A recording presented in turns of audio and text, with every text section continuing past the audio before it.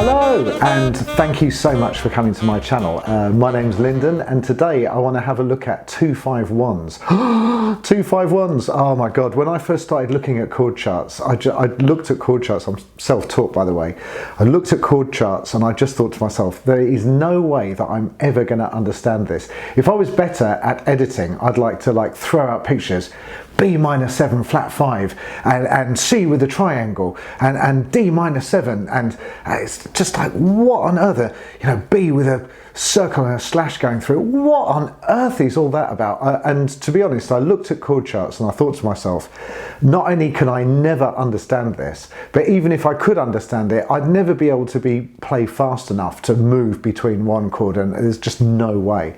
I found it utterly intimidating and terrifying. So if you feel like that, you are not alone. And one thing that you can do, this is the way that I trained myself to do it, is to break it down. And 2-5-1s are the most common chord progression in all of music. So if you understand 2-5-1s, then almost every chord chart that you look at will have that or a variation of that in it. So if you understand it, you're starting to break the back of all chord charts. It's so important. I can feel myself starting to rant. So the best way that I could possibly explain what a 2-5-1 chord progression is by taking you through to the other room and showing you on the piano. Not that I'm a pianist, because I've actually got sausage fingers, but showing it to you on the piano will really work. So let's go through and have a look. A 2-5-1 is the most common chord progression you're ever going to see. It turns up absolutely everywhere. It's really not difficult to understand. So here's my C major scale. We find C is always to the left of the two black notes. Excuse my fingering, it's not very good because I'm not a pianist. So if I take the root and the third and the fifth and the seventh, that gives me a lovely chord. And that is starting on the first note, so that's the one chord. And then I can do the same starting on the second mode, and that would give me this scale. And that is D minor 7. And that gives me a minor scale, and this is the Dorian minor. And I can do the same thing, take the root and the third, the fifth, the seventh. I get this beautiful chord, really lovely. Now, if you're okay with that, the second mode, that's the second mode. We can do exactly the same deal, but starting on the fifth note, which is this. And that is G7. And we call it G7 because compared to G major, the seventh note has been flattened. And then this is the one chord again. And if you put those three chords together, it just tells a musical story and it's beautiful. Have a listen.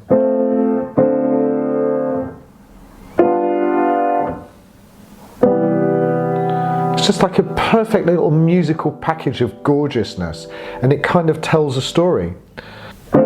Take you by the hand, show you round my garden, deliver you back to the safe point once again. And if you'd like to go again, we can. Here we go again, show you round my house, bring you back to the safe point once again. And the reason that it works is because the 2 and the 5 build up tension. This maintains and builds the tension further, and then that resolves onto the 1. The real tension is, will my fingers actually hit the keys that I want them to? Yeah, it's just beautiful. Lovely. And resolve. Absolutely gorgeous. That's a 2-5-1, that's all it is, and you can do that in any key. Okay, so hopefully that demonstration on the piano has made it a little bit more clear. Don't tell anybody, but a 2-5-1 is just a major scale. It's just been chopped up into bits and put together in a different way, and just makes this fantastic chord progression or chord sequence that builds up tension and then resolves it. That's all it is. And if you can get this down in C major, I'm going to do it for C major for alto saxophone. If you can get a 2-5-1 in C major, then you can transfer this or transpose it into other keys, and that's not going to help a little bit. That's going to help massively for all chord chart understanding. And this sequence just comes up all the time in all types of music. Old music, new music, classical music, jazz music, funk, pop, you name it, that 2-5-1 is there. So it's a really, really good one to understand. So I've set up a 2-5-1 on my favorite app for backing tracks, which is Session Band. Really, really good app. And this is Session Band Jazz Volume 2. And I'm on a slow Latin vibe. And I've just set it up with 1 bar of D minor 7, 1 bar of G7, and then 2 bars of C major. And it would sound like this. It's the D minor, G7, and C major. It's lovely. And then that would happen again. So the first thing that I can do on my saxophone is play the roots of each one of those. Then I'm going to play the root and third of each one, then the root, third and fifth of each one, then the root, third, fifth and seventh of each one of those chords. And I'm going to put the letter names down in the titles at the bottom of the screen so that you can see them. By the way, I am absolutely blown away that I'm so encouraged with all these lovely comments from people all over the world, complete strangers. I wake up in the morning, there's like 4 comments on my videos. I'm honestly blown away. And also, when anybody buys us a coffee, that's an even stronger kind of affirmation or confirmation that what I'm doing is useful to people. So do feel free to buy us a coffee, and that makes me and my wife dance around the house a little bit, sends a ripple of joy through my house. So if you feel like contributing, you can do in the comments below. So, and thank you so much. I really, really, really appreciate it. So let's have a look at this then. So I'll put the notes that I'm playing. I'm just doing the chord tones, and it's going to sound really, really nice. And this is what you need to do too.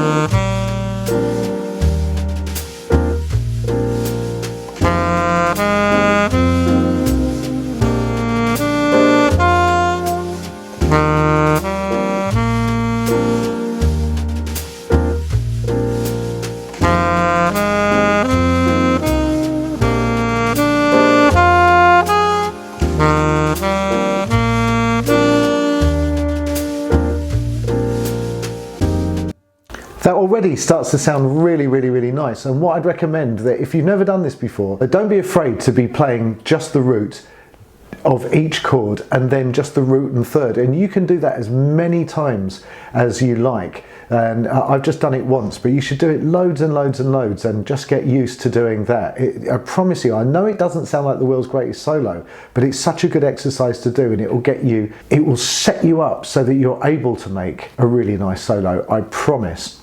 I think what I'm going to do is to make a backing track for you, and I'll do this today and I'll put it up just after I've posted this so that you can play along and you'll see exactly where you're supposed to be. So I'll do that for you. If I just reverse what I've just done, so I'm going to play, instead of playing root 3, 5 and 7, I'm going to play 7, 5, 3 and root of each one, and that is going to sound really, really lovely. You'd be amazed at how nice it sounds. Have a listen.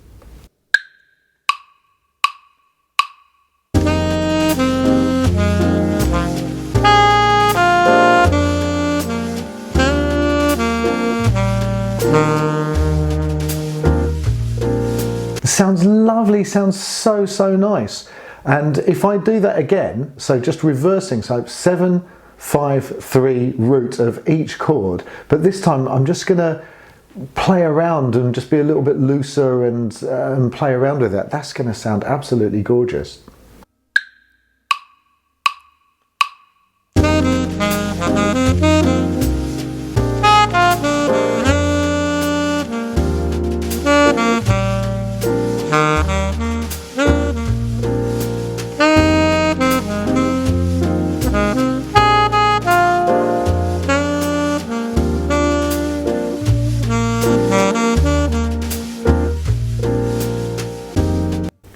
so lovely, and that is a 2-5-1. It just sounds absolutely gorgeous.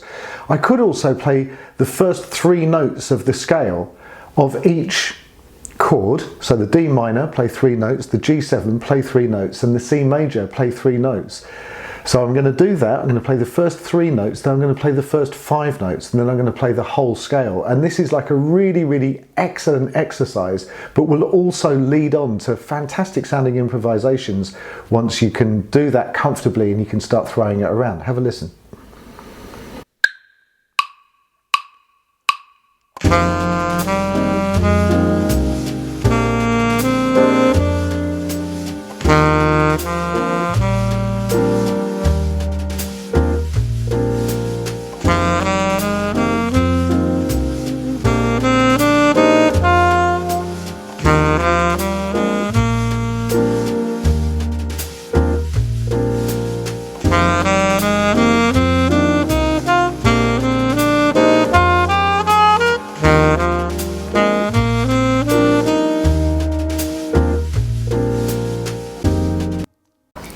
Again, sounds really, really, really nice. And if I was to throw that around, so the 5-note idea, I'm going to throw that around a little bit.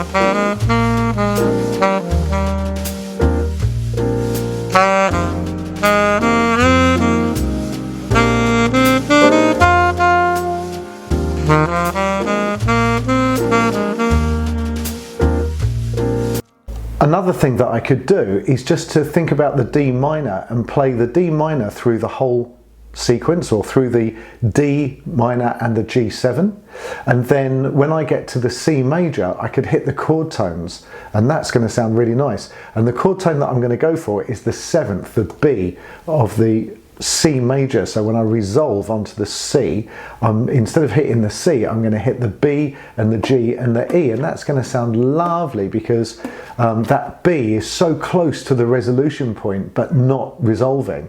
It's holding the tension, and that tension is absolutely gorgeous. It just sounds so lovely. So once again, I'm going to run up D minor, and then when I get to the C chord, I'm going to resolve on the B, the G and the E. Have a listen.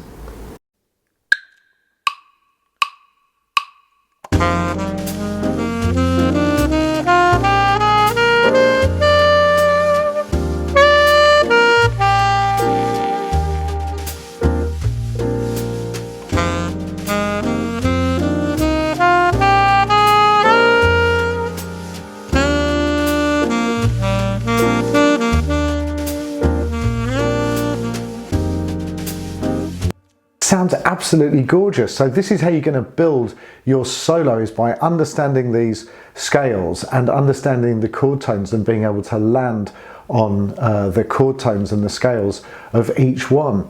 So a really useful approach so far is to hit the chord tones and to hit the scales and be aware of the Dorian, the Mixolydian and the major or the Ionian. Just be aware of what they are. That really, really helps. And then another thing that you can do is to think about something that we call guide tones.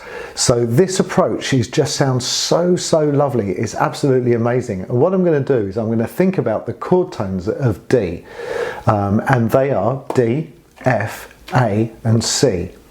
And then if I pick one of those, let's say the 3rd, which is the F, and then what you do is you have a look at the next chord, which is the G7, and see if there is an F there, and there is. It would be G, B, D and F. So that F now becomes the 7th of G7.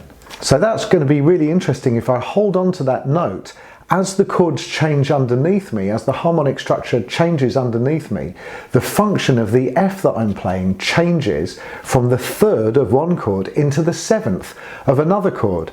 And so the context changes and the meaning of that note changes. You'll hear what I mean. And then I'm going to have a look in the next chord and see if there's an F, and there isn't, because the chord tones are C, E, G and B. But I'm going to choose the note nearest to the F, and in this case it's not going to be the G, it's going to be the E, because there's only a semitone between E and F. So I'm going to play over the D minor, I'm going to play F, I'm going to hold on to that F over the G7, and then when I hit the E major I'm going to move it to an E, and this is so moving, it just sounds so beautiful. Have a listen and tell me what you think, because I think it sounds absolutely stunning and it's so simple and just works. Have a listen.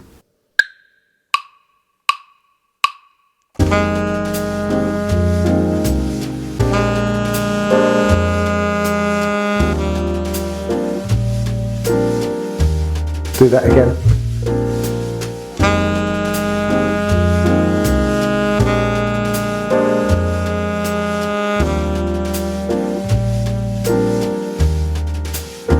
How gorgeous is that? It's absolutely stunning. I mean, it just gets you right there. It just sounds so beautiful.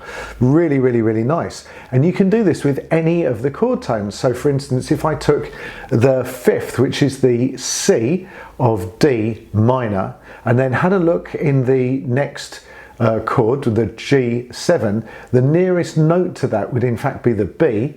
And then I could stay on that B, which would become the seventh. So again, you get that lovely movement of the seventh note, the seventh chord tone, the seventh note of the scale, turning into the third, that turns back into the seventh. And that movement is beautiful. Have a listen, it's just going to be so nice.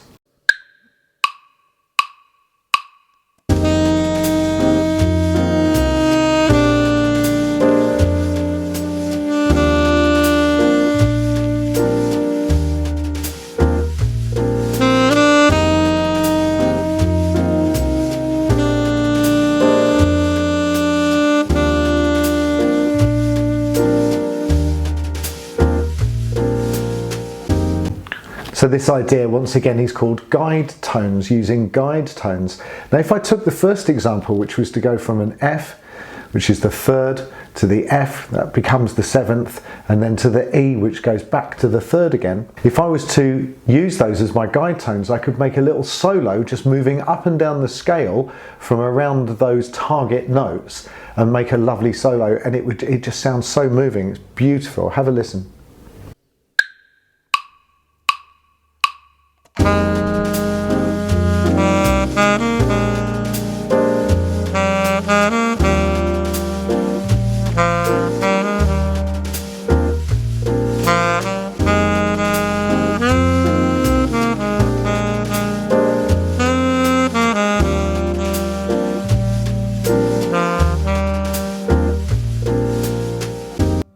Sounds absolutely gorgeous, and you could develop it and develop it and develop it from there. So really strongly recommend that you understand 2-5-1s. It's so important. If you have any questions about this, then put them in the comments below or find a way to contact me. I'm not hard to find, and I'll be more than happy to help you further if I possibly can.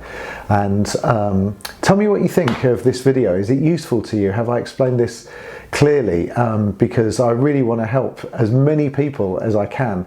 I'm not a very religious person, but the gods of sax have challenged me to teach as many people or share what I know about the saxophone with as many people as I can. So thank you so much for allowing that to happen.